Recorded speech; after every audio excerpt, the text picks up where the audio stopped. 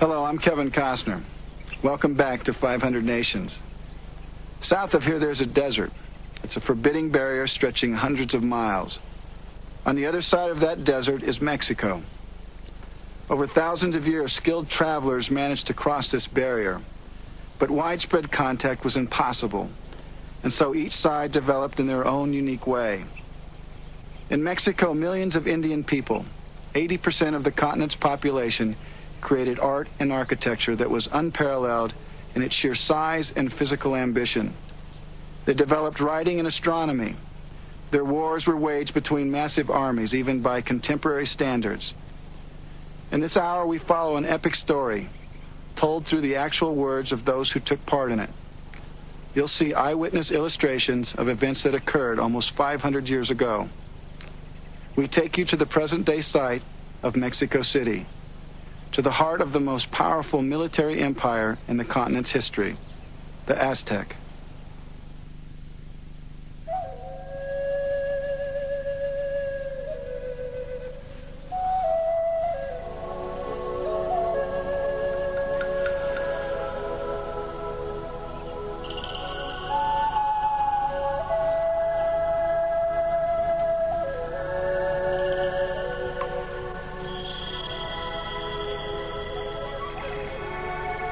Extended lies the city, lies Mexico, spreading circles of emerald light, radiating splendor like a quetzal plume. O author of life, your house is here. Your song is heard on earth. It spreads among the people. Behold, Mexico. By the Aztec calendar, it was the year 1 Reed, and Moctezuma, Emperor of the Aztec, was the most powerful man in the Americas. By many standards, the most powerful man in the world. From his capital at Tenochtitlan, Moctezuma ruled over 10 million subjects. For almost 90 years, his people had built an empire with their armies and become rich from the tribute of defeated states. But Moctezuma was troubled. Prophetic nightmares disturbed his sleep, and he had been reading ominous signs.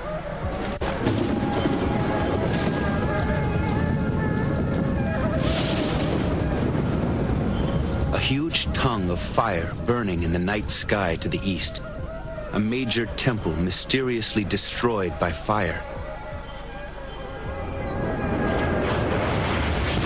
A comet blazing across the daytime sky. Signs and dreams were vital to the Aztec. They guided decisions of state. Moctezuma okinemili ke aman tokniwane altobalsas meshi nahuas no kinemilian kwa tlatlinon panos no kitoan on temik wan kas no llewame o sokitayan hikatle. Moctezuma could feel disaster approaching, but he did not know what threatened his empire. He did know that nations lived in cycles, like all things in nature. Growth and fullness were followed by fall.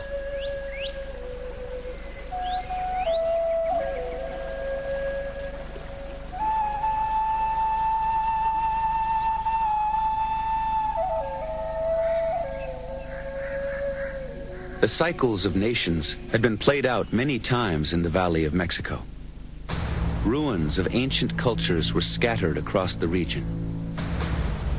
Moctezuma had only to look 20 miles to the east to the ruins of a long-abandoned city so magnificent the Aztec called it the home of the gods. In the cycle of nations, even the home of the gods had fallen.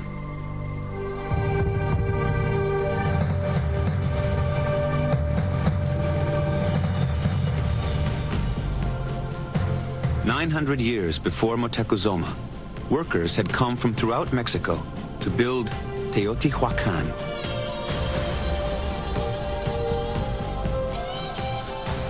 The city, among the grandest in the world, was a monumental work of art.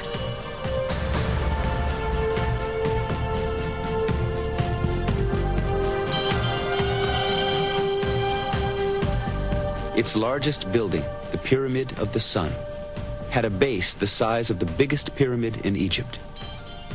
Teotihuacan's military might controlled central Mexico for centuries. Ikwag kamachkiya wanikita tong piramides tikilya mlako onitlane milide ke mnak kwalsin ke no mutakipano ke tokukolo so tokni wan de iksa yan nine milya de o ketla matikitokan oksepa ketla wanikita kon. With all its power, Teotihuacan was still trapped in the cycle of nations. In one of history's great unsolved mysteries, the city was systematically burned and abandoned at its height. With the dissolving of the empire, central Mexico turned to chaos, with small rival kingdoms locked in a struggle for power and survival.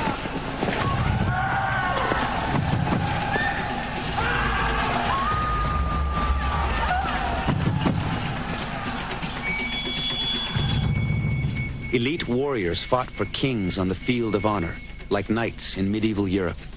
It was a world of royal bloodlines, betrayal, and revenge. In central Mexico, the small kingdoms would struggle for 200 years before the cycle would turn again, and they would begin to unify under the leadership of the Toltec people from the city-state of Tolan. Over 500 years before the rise of the Aztec, the Toltec redefined leadership in central Mexico, enforcing power not through military might, but through the moral force of their teachings. They coordinated trade between states and arbitrated disputes, all within the framework of their religion. Their capital functioned like Wall Street, the Vatican, and the Supreme Court combined. It was also here, in Tolan, that a priest who held the name of the god Quetzalcoatl, the feathered serpent, would be exiled, eventually sailing into the Gulf of Mexico, vowing to return in another time as a savior for the people.